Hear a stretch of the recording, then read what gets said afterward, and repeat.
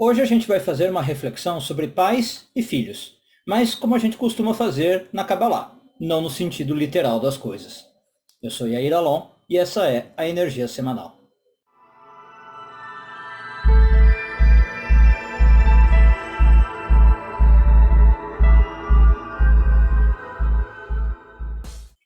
A porção dessa semana se chama Toldot, que significa gerações ou descendência.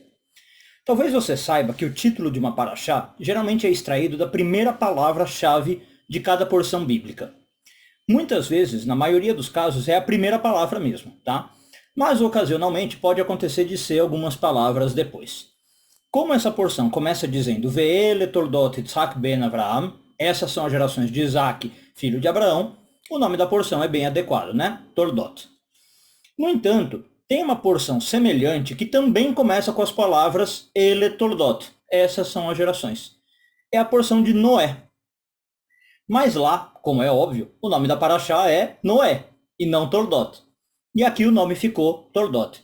Então, por que essa diferença, né? O que está havendo? Talvez a porção de Noé poderia se chamar Toldot, e essa porção que é Toldot poderia se chamar Isaac, que é outra palavra-chave. Bom, o segredo aqui está, obviamente, em entender o que constitui uma geração, uma descendência, Toldot. Noé era um homem justo, mas que, segundo vários comentaristas, estava preocupado particularmente só consigo mesmo. Apesar de ter levado 120 anos para construir a arca, Noé nunca foi capaz de transformar a vida de ninguém da sua geração. Noé nunca foi capaz de fazer as pessoas despertarem, questionar aquela obra opulenta, incentivar as pessoas a se arrepender e serem salvos. Quando se fala de descendência, por sinal, Noé tem um sério problema com a sua, né? No episódio narrado após o dilúvio, um dos seus filhos zombam dele e Noé amaldiçoa seu neto e todos os seus descendentes. Bom, o comportamento de Noé contrasta totalmente com o de Abraão. O Talmud, no Tratado de Brahot 16b, ensina que apenas 3 pessoas do mundo tiveram a honra de receber o título de Avot: Abraão, Isaac e Jacó. Em geral, o termo Avot é traduzido como patriarcas, né, no sentido de ancestrais. Tem um rabino chamado Rabbeinu Bechaye que ele explica que a fonte dessa citação do Talmud é o versículo em que Deus se apresenta na sarça ardente para Moisés, e na ocasião Deus se apresenta do seguinte modo. Ele fala, eu sou o Deus dos seus avot, né, dos seus patriarcas. O Deus de Abraão, Deus de Isaac, Deus de Jacó. Isso está em Êxodo 3,15. Bom, esse é realmente o sentido literal de avot, né? Então a gente teve 3 patriarcas na história, 3 ancestrais do nosso povo, Abraão, Isaac e Jacó. Mas a Kabbalah vai perguntar o seguinte, avot significa realmente só isso? São patriarcas, são ancestrais? Se é só isso, por que o Talmud tinha que me dizer que só 3 pessoas foram avot? Isso já é óbvio, né? Além disso, tem a pergunta que eu fiz sobre Noé. Por que a porção dele não chama Toldot, gerações? E por que Noé não é considerado um patriarca? Né? Talvez não de Israel, mas do mundo, já que ele repovoou o mundo depois do dilúvio. Ele foi pai de nações, como Abraão. Né? Como se não bastasse essa evidência de que nós não estamos falando aqui avot no sentido literal de patriarca, muitos cabalistas se perguntam, na nossa própria porção, por que a Torá precisa começar o texto dizendo que Abraão era pai de Isaac? Né? Um fato que certamente a gente já sabe. Bom, por todos esses motivos, a gente está falando aqui de algo diferente, vai dizer a Kabbalah. Avot é um título que algumas pessoas conseguem obter. E segundo o Talmud, apenas 3, né? Mas não literalmente, querendo nos dizer que é um título raro, que não é qualquer um que se torna pai, né? E que não é o sentido literal da coisa. Bom, tentando entender então o que faz de uma pessoa um Av, que é o singular de Avot, né? Surgem algumas primeiras ideias. E uma delas é a seguinte, justamente contrastando com Noé, tá? Contrastando, Noé com o primeiro Av, com o primeiro patriarca, Abraão. Qual que é a primeira diferença? Eu falei que Noé era um justo, tá? Como Abraão, mas basicamente preocupado com si, e ele não conseguiu mudar ninguém. Isso contrasta totalmente com Abraão, que entra para a história como uma pessoa que pensava bastante nos demais, né? E fazia o máximo para aproximar os outros do Deus único. É assim, por exemplo, que a Kabbalah entende um famoso versículo que diz as almas que Abraão fazia em Haran, ou fez em Haran, né? Ele realmente fazia almas, ele transformava as pessoas. Outra explicação vai dizer que Abraão mereceu ser Av, né, pai de uma nação, ao contrário de Noé, que tinha todo o potencial, como eu disse, mas que não foi chamado assim, pelos 10 testes pelos quais ele passou na vida. E claro, não só por passar pelos testes, né, mas por resistir, por vencer os testes. Tá, e até aqui tudo bem. Mas a gente falou só de Abraão, né? E quanto a Isaac e Jacó, por que eles receberam esse título, Avot? Que mais a gente pode aprender? Pois bem, é aí que entra justamente talvez a porção dessa semana. E eu vou focar em Isaac, que é o foco dessa paraxá, mas o que eu disser vai se estender também para o caso de Jacó, tá? O Midrash ensina que às vezes é normal e pode acontecer de um filho sofrer uma degradação em vida por causa da conduta dos pais.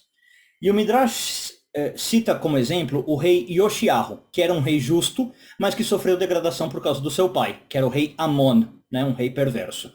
Quem quiser conhecer a história deles, depois pode dar uma olhada no livro de 2 Reis, tá? Capítulos 21 e 22. Outro exemplo que traz o Midrash é o rei Ezequias, de novo, um rei justo que sofreu degradação por causa do seu pai, o rei Ahaz, que era perverso.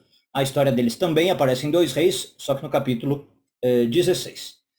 Por outro lado, às vezes acontece o inverso, tá? E é um pai que sofre degradação por causa do ato dos filhos. Exemplos, o Midrash traz 2 exemplos, tá? Um deles é o que aconteceu com o profeta Samuel. Aliás, um dos profetas eu acho mais queridos por todos, né? Ele foi humilhado por causa dos seus filhos. E também foi o que aconteceu com o sumo sacerdote Eli. Os dois têm a sua história narrada no livro de 1 Samuel. Tá? Capítulo 8 vai explicar os filhos de Samuel e capítulo 2 vai explicar a história do sacerdote Eli. Bom, no entanto, conclui o Midrash, nem Abraão e nem Isaac jamais sofreram degradação um por causa do outro. Pelo contrário, cada um deles se tornava mais distinto, mais honrado, mais elevado como pessoa por causa da sua associação ou a sua identificação com o outro. Talvez essa seja a mensagem do nosso versículo. Quando a Torá vem e diz para nós que Abraão era pai de Isaac, ela não está falando algo óbvio, que todos nós sabemos, mas ela está falando que Isaac tinha orgulho de ser filho de Abraão e Abraão tinha orgulho de ser pai de Isaac. E que não era uma relação tão normal como a gente poderia imaginar, no bom sentido. Ampliando um pouco a discussão, o Midrash traça um paralelo e diz que esse é o caminho dos homens sábios, que um se orgulhe do outro e o outro se orgulhe do um, e que a associação de ambos faça ambos crescerem. Se a gente seguir na linha de raciocínio que eu estava colocando, então, esse é um outro segredo do que nos torna um Av, um patriarca. Nós termos orgulho daqueles que são nossos filhos, nossos colegas, nossos semelhantes, e a gente querer que eles cresçam, que eles fiquem bem. É a gente não viver num modo competição com eles, sabe? Isso é o que faz um verdadeiro pai, não no sentido literal. Se eu tenho uma relação com alguém que é assim, essa é uma relação de avot e toldot, de patriarcas e de gerações, de descendência. Veja que na vida de casado, Isaac vai assumir e demonstrar o mesmo tipo de caráter. Depois de muitos anos sem poder ter filhos, a Torá conta para nós que Isaac rezava em frente à sua esposa. A Kabbalah explica que isso significa que ele rezava para ter filhos pelo mérito de justiça dela, e que por sua vez ela rezava para ter filhos pelo mérito de justiça dele. Cada um reconhecia as virtudes do outro, a ponto de rezar mencionando o mérito do outro e não o seu. Você imagina que nível é esse? Imagina você, por exemplo, rezar e falar: Deus, me concede o que eu preciso, porque o fulano, cicrano, que é o meu parceiro, meu filho, etc., tem tais e tais méritos. É um nível de falar que se eu for ter alguma grandeza e alguma conquista na vida, isso se deve ao outro, às toldotas, às gerações, e não a mim.